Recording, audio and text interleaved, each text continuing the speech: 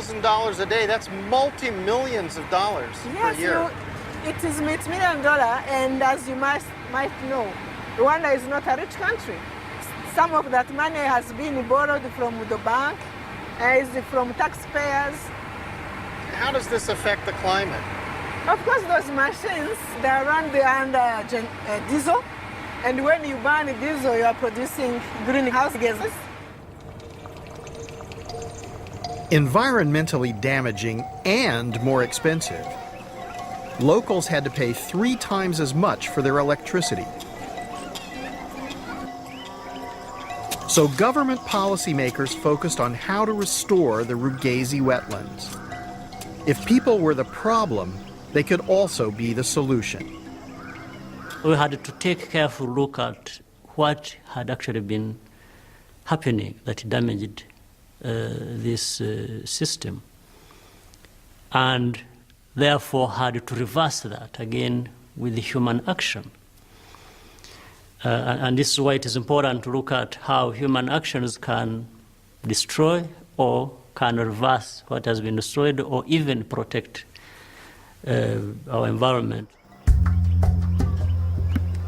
The government decided to help the farmers leave the wetlands and to restore the degraded slopes above them, improving their croplands and encouraging trees and shrubs to grow back, capturing the rain.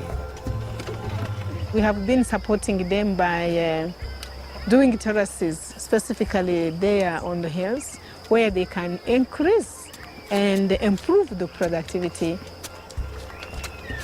The most important thing is to have people with you on your side.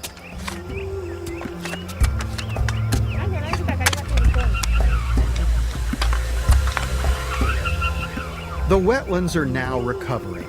Great volumes of water once again cascade down to power the hydro stations. Carbon-free electricity is replacing the diesel generators. Electricity prices have stabilized. Restoring and preserving natural ecosystems like the Rugazi wetlands benefits everyone, and so much more could be achieved.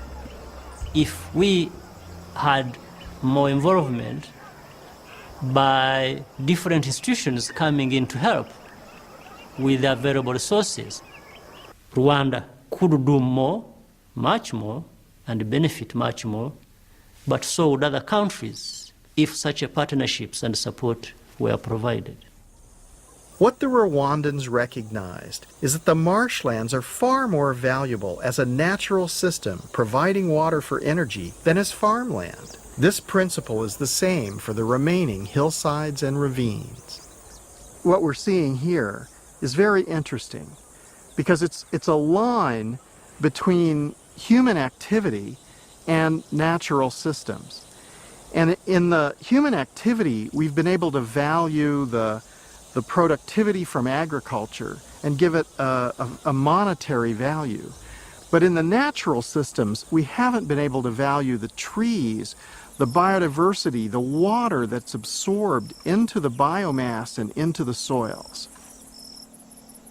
And there's another vital service that trees and plants provide: photosynthesis.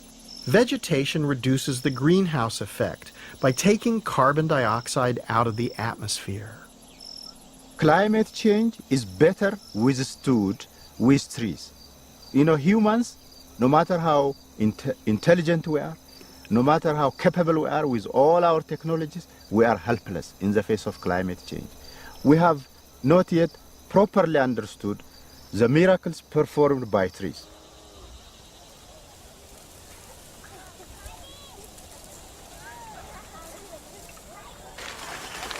A measure of what restoring nature can do has been shown here on China's Lus Plateau, where farmers have continued to prosper despite the worst drought in decades.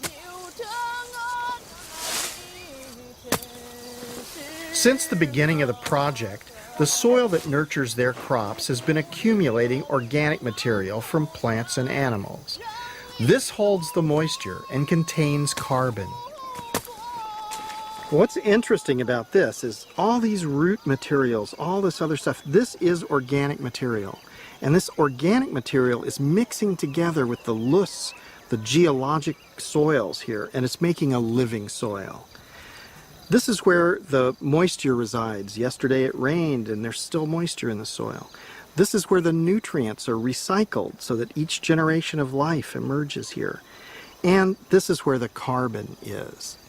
What's interesting about this, they made this field. This is new.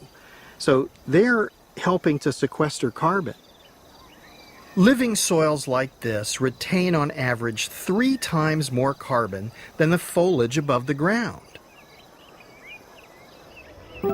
If we were to restore the vast areas of the planet where we humans have degraded the soils, just think what an impact we would have in taking carbon out of the atmosphere. As much as 1/4 of the world's land mass has been degraded, and much could be rehabilitated in the way we have seen on the Loess Plateau. And we've only just begun to recognize the real value of natural capital. Surely investing in the recovery of damaged environments is a cost-effective way of solving many of the problems we face today. Why do we not invest an equal amount, if not more, into a shovel-ready technology, so to speak, which is nature's way of sequestering and storing carbon? It is actually by investing in our ecological infrastructure and ecosystems, in expanding the ability of nature to sequester and store carbon, that we have the greatest opportunity to do something. And the wonderful thing is, it's not only carbon sequestration.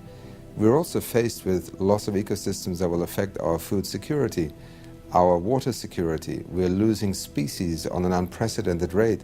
So maintaining, restoring, protecting, expanding natural ecosystems has multiple benefits, immediate in terms of climate change, but also fundamental to the future of many of the services that we simply take for granted from nature. My hope is that the developed countries, those most responsible for climate change, will recognize the enormous potential of restoration. What we've seen in China, in Africa, and around the world is that it's possible to rehabilitate large-scale damaged ecosystems. If we can transfer the capital, the technology, and empower the local people to restore their own environment, it'll have enormous benefits. Restoration can sequester carbon, reduce biodiversity loss, mitigate against flooding, drought, and famine. It can ensure food security for people who are now chronically hungry. Why don't we do this on a global scale?